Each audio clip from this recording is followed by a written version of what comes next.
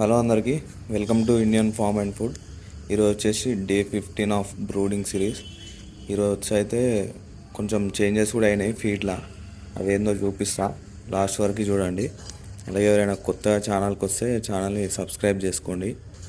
Morning వచ్చేసి వీటిని అయితే మనం రీసెంట్గా తయారు చేసుకున్నాం కదా, హౌస్లో లార్వా జనరేట్ అవుతలేదని చెప్పి ఈ చెక్క పురుగులను అయితే తయారు చేసుకుంటున్నాం కదా. ఇందులోకించి ఒక కట్టెను అయితే తీసుకొని పోయినా. ఈ కట్టెకైతే మస్తు పురుగులు వచ్చినాయి. సో వీటిని అయితే మనం మార్నింగ్ ఫీడ్గా ఇచ్చుకుందామని చెప్పి ఒక కట్టెను అయితే తీసుకొని పోయినా. అవి అయితే మంచిగా తింటున్నాయి. నేను లాస్ట్ వీడియోలో ఈ పురుగులని ఎట్లా తయారు చేయాలి, ఎట్లా సెట్ చేసుకోవాలనేది ఫుల్ వీడియో పెట్టిన. ఎవరైనా చూడని వాళ్ళు ఉంటే చూడండి. వీటిని ఏం చేయాలంటే 70% లోపలికి పెట్టాలి, భూమి లోపల. అట్లయితే ఎక్కువ పురుగులు వస్తాయి. మనం సగం బయటికి సగం లోపలికి పెడితే కొన్ని పురుగులు మాత్రమే వస్తాయి. సో ఒకసారి ఫుల్ వీడియో చూడకపోతే చూడండి, అర్థమవుతుంది మీకే. మన ఛానల్కి అయితే ఇంకొక 70 సబ్స్క్రైబర్స్ అయితే 2500 కంప్లీట్ అయిపోతుంది. సబ్స్క్రైబ్ చేసుకుని వాళ్ళు చేసుకోండి. సో ఈ చెక్క పురుగులు అయితే చిన్నపిల్లలకి సరిపోతాయి, పెద్ద కోడి పిల్లలకి అయితే ఇవి సరిపోవు. వాటికైతే వడ్లు ఇచ్చేసిన. సో ఇవి పొద్దున అయితే ఈ పురుగులను అయితే ఇచ్చుకున్నా. ఇవి ఇచ్చుకున్న తర్వాత ఈరోజు డే 15 కదా. సో మనం మెడిసిన్ కూడా ఇవ్వాలి, ఎందుకంటే ఎవ్రీ 3 డేస్కి మనం న్యాచురల్ మెడిసిన్ ఇస్తున్నాం కదా.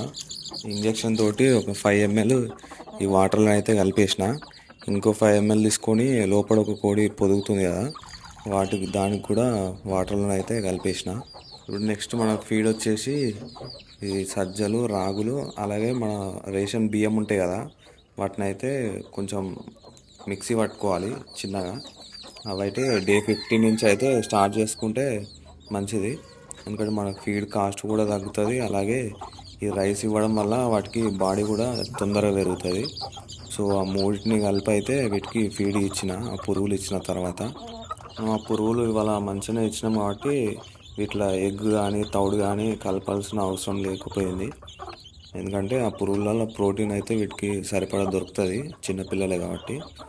సో ఒకవేళ పురుగులు లేకుంటే వీటిలో ఎగ్ కానీ తౌడు కానీ యాడ్ చేస్తే ప్రోటీన్ లభిస్తుంది. మనం పురుగులు ఇచ్చినాం కాబట్టి ఇప్పుడు అవసరం లేదు. సో ఉత్తిగానే ఇచ్చేసిన. ఇక మధ్యాహ్నం వచ్చేసి కొన్ని టమాటాలు అలాగే కొత్తిమీర ఉంటుంది కదా, అవి చిన్న చిన్న కట్ చేసుకొని వీటికైతే ఫీడ్ ఇచ్చిన. ఇవైతే ఆప్షనల్ అంటే మొత్తం అవాయిడ్ ఏం చేయకండి. వీక్లీ ఒక టూ డేస్ అట్లా ఇచ్చుకుంటే సరిపోతుంది. ఇలా ఇచ్చుకోవడం వల్ల వాటికి ఏమైనా డైజెషన్ ప్రాబ్లం ఉంటే అది అనేది క్యూర్ అవుతుంది. సో వీక్లీ ఒక 2 times ఇచ్చుకుంటే సరిపోతుంది.